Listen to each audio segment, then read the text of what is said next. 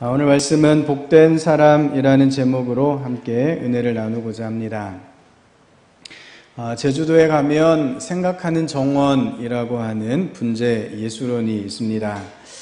우리나라에도 많이 알려져 있지만 특히 중국을 비롯해서 해외에 더 잘 알려진 곳이라고 합니다. 1995년 분재 예술원이 개원하고 3년 정도 지났을 때에 중국의 장쩌민 주석이 이곳을 다녀갑니다. 그러면서 일개 농부가 이룩한 이곳의 개척정신을 배우라 라는 말이 중국 언론을 통해서 보도가 되기도 했습니다. 그 후로 수천 명에 이르는 중국 고위 관료들과 유명 인사들이 이곳을 방문하고 또 많은 감동을 누렸다고 하죠. 장쩌민 주석의 뒤를 이어서 후진타오 주석도 방문을 하고요. 또 중국 인민출판사 대표라든지 또 서해가 왕치선 같은 분들이 단골로 들르는 곳이 되었습니다. 이곳이 이렇게 유명해지게 된 것은 다름 아니라 생각하는 정원을 일군 성범영 원장님 덕분이죠. 말 그대로 한 농부의 개척 정신이 이곳을 만들어 놓았습니다. 본래 이곳은 제주도 한경면에 자갈과 가시덤불로 황무지의 땅이었습니다. 친구로부터 3,000여 평을 헐값에 사들여서 한 그루 한 그루 나무를 심기 시작합니다. 땅을 조금씩 더 사들이고 땅이 넓어지면 그만큼 더 나무를 심었습니다. 나무를 심고 가꾸는 과로 끝에 디스크가 겹쳐서 6번을 병원에 입원하고 허리뼈에는 금속 핀을 3개를 박아야 했습니다. 그 시간 동안 제주도 사람들은 이 성범영 원장님을 두루웨라고 불렀는데 두루웨가 제주도 사투리로 무슨 뜻일까요? 미친놈이다 라고 하는 뜻입니다. 이곳에 이런 글귀가 있습니다. 분재는 뿌리를 잘라주지 않으면 죽고 사람은 생각을 바꾸지 않으면 빨리 늙는다. 이곳에 이 아름다운 분재 예술원을 가꾼 성범영 원장의 철학이 담겨 있는 말이죠. 평범한 나무가 아름다운 분재 작품이 되기 위해서는 무엇이 필요하겠습니까? 뿌리를 잘 잘라주며 분재를 만들어가는 섬세한 분재 예술가의 손길이 필요하다라고 하는 것입니다. 분재는 그저 나무가 오래되었다라고 해서 저절로 만들어지지 않습니다. 가꾸는 자의 손이 가지의 방향을 잡아주고 적절하게 자라도록 그 뿌리를 잘라주고 가지를 쳐낼 때 아름다운 작품이 완성되어져 가죠. 성도 여러분, 이와 같이 오늘 저와 여러분이 하나님의 손을 통해 아름다운 작품으로 변화되어 가고 있는 줄로 믿습니다. 하나님께서 우리를 돌보시기 때문에 우리는 하나님의 자녀로 하나님의 복된 사람으로 나아갈 수 있다는 말씀이지요. 오늘부터 한 해를 마무리하면서 5주 동안 복된 사람이란 어떤 사람일지 함께 은혜를 나누어 보고자 합니다. 특별히 예수님께서 산상수훈 가운데 맨 처음 팔복을 말씀해 주셨죠. 팔복을 중심으로 말씀을 나누고자 하는데 마태복음 5장부터 7장까지의 이 산상수훈은 마태복음에 있는 5번의 예수님의 설교 중에 첫 번째 설교입니다.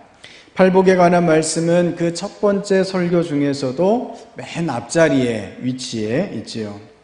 그만큼 이 팔복은 깊은 의미가 있고 또 예수님의 뜻이 무엇에 있는지를 알려주는 소중한 말씀입니다. 하지만 한편으로는 현대에 이르러서 기복적인 신앙과 이 복의 신학이 결합되면서 어떤 부분에서는 많이 오해되고 있는 것이 사실입니다. 주님께서 말씀하셨던 것과는 다르게 오해해버리는 경우가 종종 있는 것 같습니다. 앞으로 5주 동안 주님께서 말씀해 주신 이 팔복의 말씀을 다시 살펴보면서 주님께서 우리에게 주시고자 하시는 그 은혜와 복이 어떠한 것인지 함께 나누어 보고자 합니다. 특별히 오늘은 첫 번째 시간으로 성경이 말씀하시는 복된 사람이란 누구인가 라고 하는 것을 오늘 본문 시편 1편과 산상수훈 가운데 함께 찾아보려고 합니다. 시편 1편은 우리가 잘 알듯이 150편 시편 중에 맨 처음에 나오는 시편이지요. 산상수훈처럼 맨 앞에서 길잡이의 역할을 하고 있습니다. 게다가 둘 다 어떤 공통된 주제를 가지고 있습니까? 복된 사람이 누구인가 라고 하는 것이 주제입니다. 시편 1편 1절은 히브리어 에세르라고 시작을 하고요. 산상수훈의 시작인 마태복음 5장 3절은 마카리오스라고 시작을 하고 있습니다. 두 단어가 모두 복된 사람은, 행복한 상태는 이렇게 시작하는 단어이지요. 예수님께서 우리에게 말씀해 주시는 그 팔복의 의미가 거슬러 올라가 구약으로부터 깊은 뿌리가 있음을 확인하게 됩니다. 성경을 꿰뚫는 복의 지혜가 예수님을 통해서 완성되고 있지요. 성경이 말씀하시는 복 있는 사람, 예수님께서 강조하시는 그 복된 사람은 어떤 사람일까요? 첫 번째로 성경은 복된 사람은 복을 소유하고 있는 것이 아니라 복된 상태에 있는 사람임을 뜻합니다. 성경은 복되다라고 하는 것이 소유의 문제가 아니라 존재의 문제임을 말씀해 주십니다. 시편 1편의 의인의 모습을 시냇가에 심은 나무라고 이렇게 묘사하고 있지요. 시편 1편 3절은 이렇게 말씀합니다. 그는 시냇가에 심은 나무가 철을 따라 열매를 맺으며 그 잎사귀가 마르지 아니함 같으니 그가 하는 모든 일이 다 형통하리로다. 아멘. 성도 여러분, 이 말씀을 읽을 때 우리는 시냇가에 심겨진 나무 그 자체보다는 그 결과로 나타나는 철을 따라 열매를 맺는 것, 잎사귀가 마르지 않고 형통한 것에 더 관심이 가는 것을 보게 됩니다. 무엇인가 내가 소유할 수 있고 누릴 수 있고 그것을 복이라 생각하는 경향이 오래도록 우리 안에 있어 왔기 때문이지요. 우리가 성경을 통해서 이 팔복, 예수님의 팔복이라는 단어를 많이 들어왔는데 요즘에 주변에서 오복이라는 말을 많이 합니다. 문헌에서 발견되는 오복은 중국의 유가 오경 중에 하나인 서경에 기록되어 있습니다. 공자가 편찬한 것이라는데 여기에서 말하는 오복은 장수하는 것, 또 부유함, 그리고 건강함, 또 덕스러움, 그리고 마지막은 고종명이라고 해서 편안하게 일생을 마치는 것. 이 5가지가 오복이다라고 말하죠. 민간에 전해지는 오복은 마지막 고종명의 복을 자녀 중다로 바꾸어서 자손이 많아야 복이 많다 이렇게 말하기도 합니다. 또 종종 뭐가 튼튼해야 오복 중에 하나라고 생각하죠? 이가 튼튼해야 된다 하는데 아마도 건강과 관련되어 있는 것 같습니다. 요즘 한간에 떠돌아다니는 오복이 있는데 오복남, 오복녀 이렇게 불립니다. 1복부터 4복까지는 똑같죠. 첫 번째, 건강해야 된다. 2, 돈이 많아야 된다. 3번째, 딸이 있어야 된다. 4번째, 친구가 있어야 된다. 마지막 오복에서 차이가 있는데 오복남의 마지막 조건은 뭘까요? 뭐가 있어야 될까요? 오복남. 아내가 있어야 된다. 그렇죠? 반면에 오복여의 경우는 오복이 뭘까요? 남편이 없어야 된다. 세태를 반영한 오복인 것 같습니다. 이렇게 우리가 주변에서 흔하게 듣는 복이란 무엇인가를 가지고 있고 그것을 통해서 얻게 되는 어떤 유익함을 복이라 이렇게 생각하지요. 하지만 성경이 전하는 복의 개념은 너무나 다르다라고 하는 것입니다. 시편 119편 1절은 이렇게 말씀합니다. 행위가 온전하여 여호와의 율법을 따라 행하는 자들은 복이 있음이요. 우리말로 번역된 성경에는 이 복이 있으며 이 말이 순서상 맨 마지막에 번역되어 있는데 히브리어 성경 본문을 보면 예쉐르라고 하는 단어, 곧 복이 있으며 라고 하는 것이 맨 앞에 있습니다. 시편 1편 1절도 마찬가지죠. 복이 있는 사람은 어떠한 사람이다 라는 형식으로 이 복 있는 사람을 묘사하고 있습니다. 복이 있는 사람은 완전한 행위 가운데 여호와 하나님의 법을 따라 나아가는 사람이 복된 사람입니다. 복 있는 사람은 온전히 하나님을 신뢰하고 하나님이 원하시는 선을 베푸는 사람이라고 말씀하십니다. 무엇인가를 가지고 있어서 복된 것이 아니라 무엇을 하기 때문에 그 무엇을 하는 사람이 복되다라고 성경은 말씀하십니다. 그런데 때때로 성경은 우리 가운데 무엇인가를 주시겠다라고 하나님께서 약속하시는 장면들이 있죠. 그러면 그렇게 무엇인가를 주시는 것은 복이 아닌가 하는 의문이 있을 수도 있습니다. 하지만 이 역시 말씀들을 자세히 살펴보면 하나님의 말씀대로 살아가는 복된 자들에게 주어지는 자연스러운 결과이지 그 자체가 복은 아니라라고 하는 것이죠. 아브라함 또 모세의 예를 보면 하나님께서는 그들에게 자손의 번성함 또 토지 소산의 풍성함의 복을 주실 것이라 약속해 주십니다. 창세기 12장에 이렇게 아브라함에게 말씀하시죠. 너는 너의 고향과 친척과 아버지의 집을 떠나 내가 내게 보여줄 땅으로 가라. 내가 너로 큰 민족을 이루고 내게 복을 주어 내 이름을 창대하게 하리니 너는 복이 될지라. 이 말씀을 주의 깊게 보신다면 어떤 의문들이 자연스럽게 해소될 수 있을 것입니다. 자녀가 많은 것이 복된 사람이다 라고 하는 말씀이 아니라 하는 것이죠. 앞에서 말씀드린 형식, 복된 사람은 무엇을 하는 사람이다 라고 하는 형식이 그대로 유지되고 있습니다. 하나님의 지시하심을 따를 때 그것이 복이 되고 하나님의 말씀에 순종함으로 하나님의 복된 사람이 될 수 있다라고 말씀하십니다. 아브라함이 하나님의 말씀을 그렇게 따를 때에 아브라함이 복된 사람이 될 수 있다는 거죠. 큰 민족을 이루고 그 아브라함의 이름이 창대하게 되는 것, 그것은 복된 사람 아브라함에게 뒤따라오는 자연스러운 결과입니다.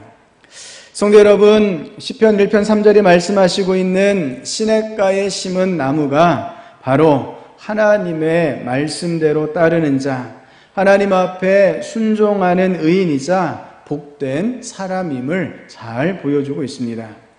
철 따라 열매를 맺을 수 있고 잎사귀가 결코 마르지 않는 은혜는 그가 시냇가에 심겨진 나무, 복된 사람이기 때문에 부수적으로 따라오는 일인 것입니다.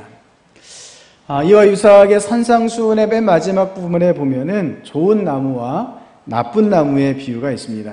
그리고 반석 위에 지은 집의 비유가 있지요. 예수님께서는 좋은 나무가 아름다운 열매를 맺게 된다 말씀하십니다. 여러분, 좋은 나무가 된다는 것은 어떤 뜻입니까? 우리가 새로운 피조물로 주님의 영으로 충만한 새로운 존재로 다시 태어나서 주님의 말씀대로 살아가는 나무다라고 하는 뜻이지요.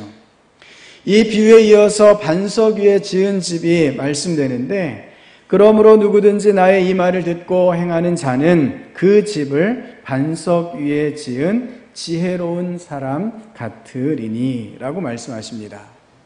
반석 위에 집을 짓는다 하는 것은 무엇입니까? 그가 예수님의 말씀을 듣고 그 말씀대로 행하는 사람을 뜻합니다.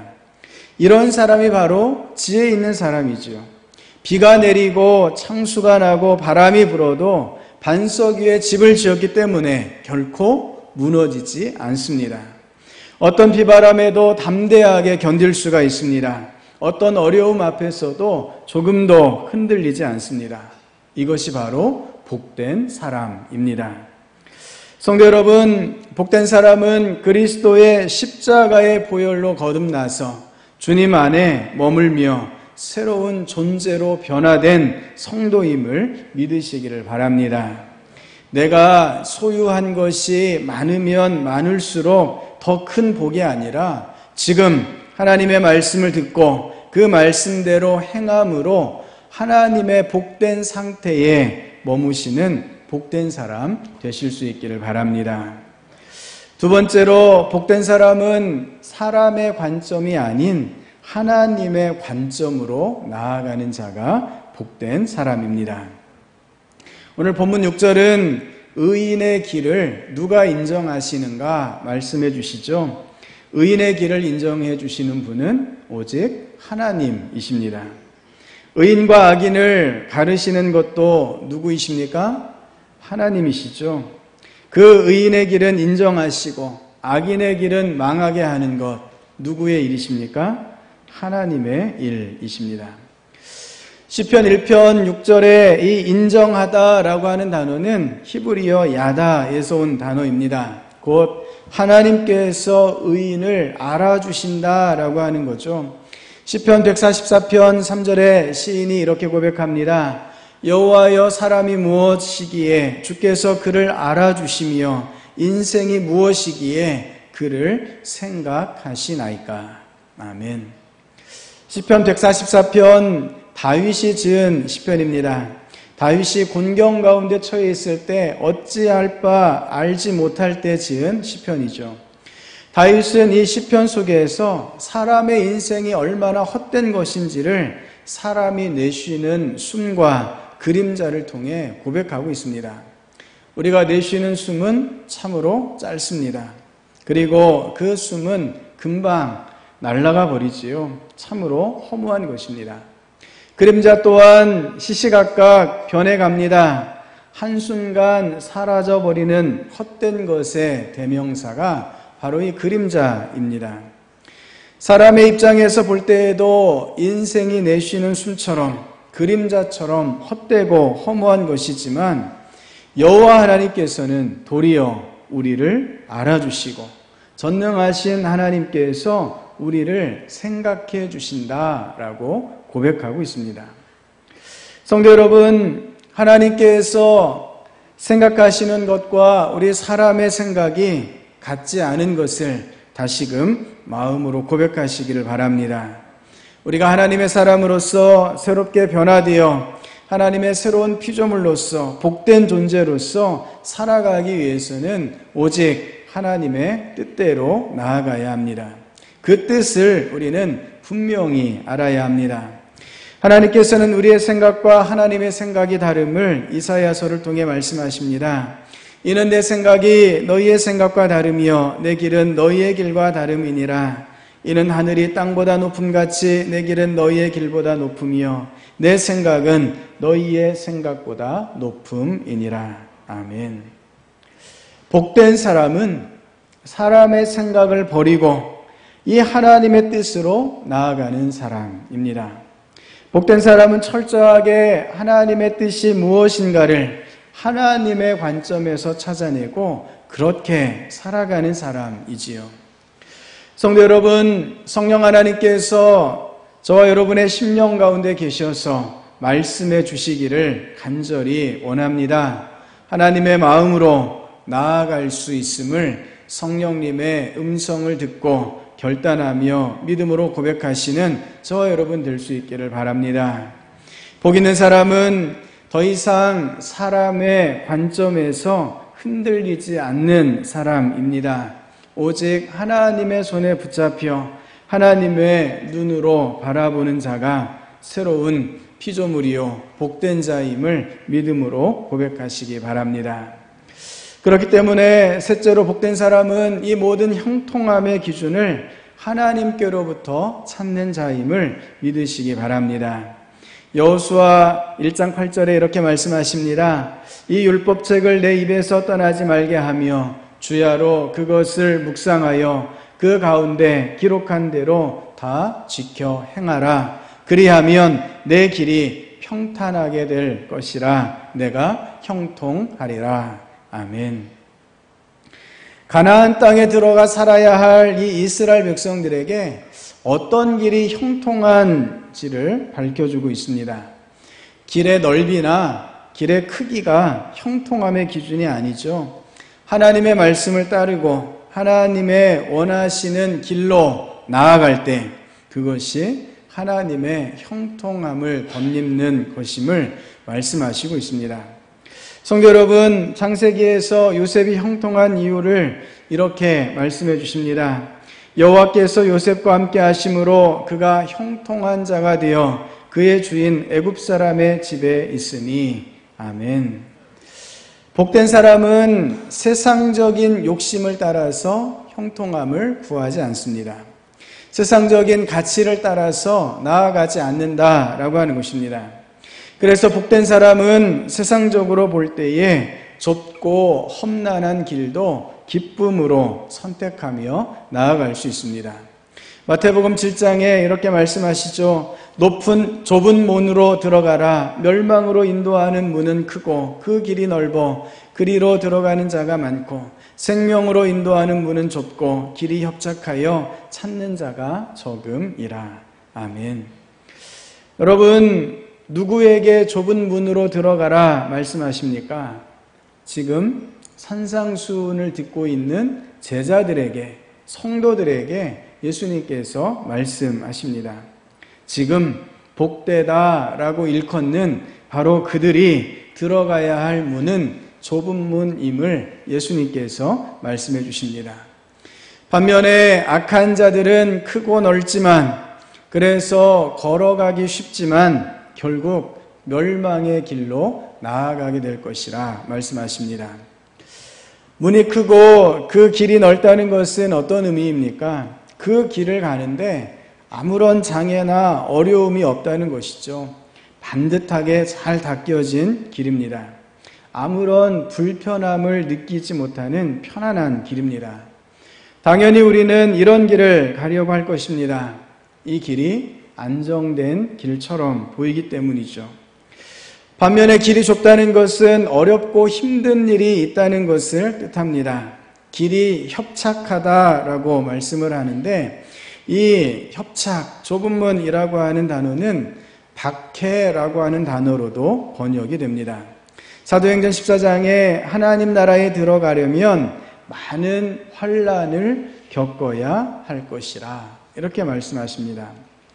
좁고 협착한 길은 많은 환난과 어려움이 기다리는 길이고 나아가는데 많은 불편함이 있는 길입니다. 당연히 그 길로 나아가려는 사람이 얼마나 있겠습니까? 산상수훈 본문에서도 이 길을 찾는 자가 적다라고 단정지어서 말씀하고 계십니다. 시편 1편 6절에 하나님께서 인정하시는 의인의 길은 어떤 길이었습니까? 바로 오늘 이 말씀, 좁고 협착한 길과 연결이 됩니다. 비록 좁은 문으로 나아가는 길이지만 그 길 끝에 영광의 하나님, 그 귀한 나라가 있기에 우리는 기쁘게 이 길을 걸어 나아갈 수 있는 줄로 믿습니다. 하나님의 형통하심의 길, 좁고 험한 길이라 하더라도 주님과 함께 나아가심으로 복된 자의 길을 걸어가실 수 있는 저와 여러분 될 수 있기를 바랍니다. 오늘 말씀을 맺고자 합니다. 복되다 하는 것은 더할 나위 없이 행복한 상태를 일컫습니다. 모든 걱정과 근심에서 벗어나서 온전한 풍성함 가운데 머무는 상태이지요. 사람으로서는 채울 수 없는 하나님만이 채워줄 수 있는 충만한 상태가 복된 사람입니다. 시냇가에 심겨진 나무가 폭풍우가 몰아쳐도 꺾이지 않은 것처럼 반석 위에 지은 집이 어떤 비바람에도 넘어지지 않고 이겨낼 수 있는 것처럼 복된 사람은 주님 은혜 안에 오늘도 승리하며 나아갈 수 있는 줄로 믿습니다. 무엇인가를 가져서가 아니라 하나님께서 우리를 구원하시고 복된 자의 길로 나아가게 하신 줄 믿고 하나님의 눈에 합당한 모습으로 복된 성도로 나아가시는 우리 모든 주의 백성들 되시기를 바랍니다. 기도하시겠습니다.